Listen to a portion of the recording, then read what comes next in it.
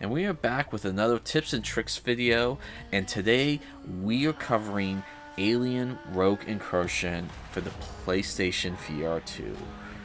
These are just a few tips and tricks that I wished I knew earlier before getting into this game. Yes, I am almost done with this game, and a review is on the way. So without further ado, here are the 5 tips that helped me with Alien Rogue Incursion.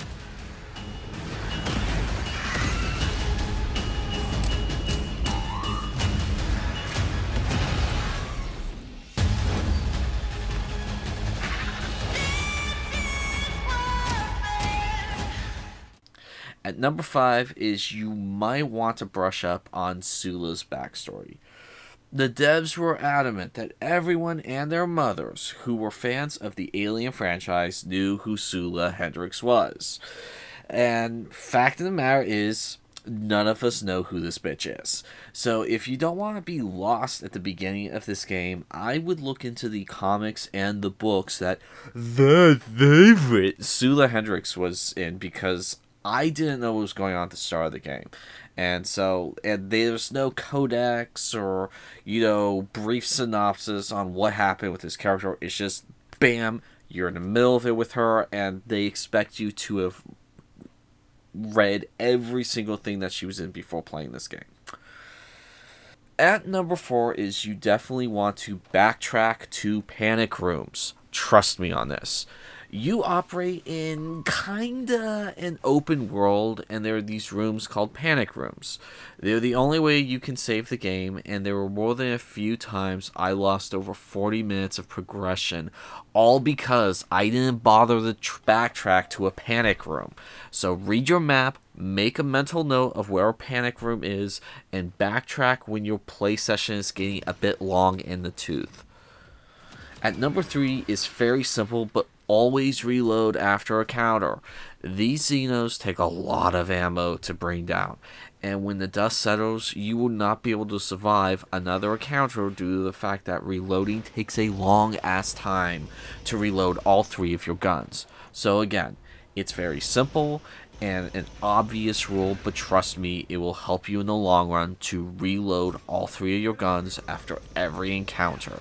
Again, it will help you in the long run.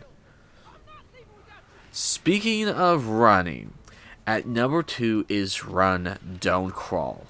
Yes, running throughout this game when you want to stop and smell the roses doesn't seem like the best course of action.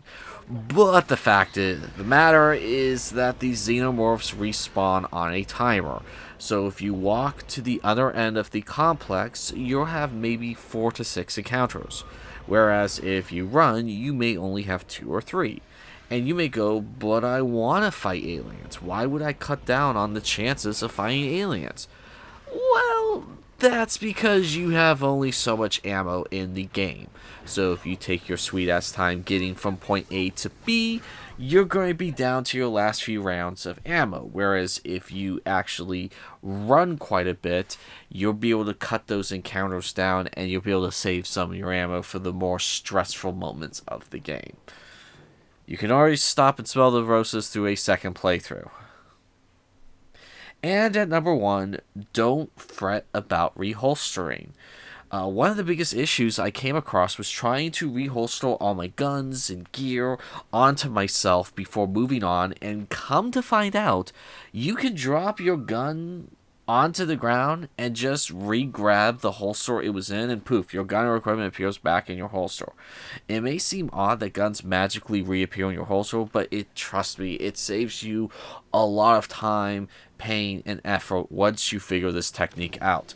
It is a pain in the ass trying to reholster everything and get it in the holster. There were so many times I tried reholstering gun and it just dropped on the ground, and I thought, great, I need to pick that back up. It's like, no, you don't. You could literally just grab your holster and it just appears in your holster again. And one bonus tip before we leave that I wish I knew at the start of the game. Some cases can be welded open. You'll find all these cases around the colony that you go to open, but they just flat out won't. And they got these red latches on them. Well, nothing tells you this in the game, but you can weld those red latches open once you get the torch. All you do is torch the little red latch slash lock on these cases, and voila, you now have a ton of new ammo, health packs, and grenades at your disposal. Seriously, I made it to the final 2 hours of this game before I discovered this was a thing. So anyway, those have been my 5 tips and tricks that helped me with Alien Rogue Incursion. Let me know if there were any tips you guys knew about that I didn't discuss. And of course, please do the thing of leaving a comment, liking, and subscribing, and the glaven. And I'm Christopher Carr with 11 Hour Reviews, and that will be all for today.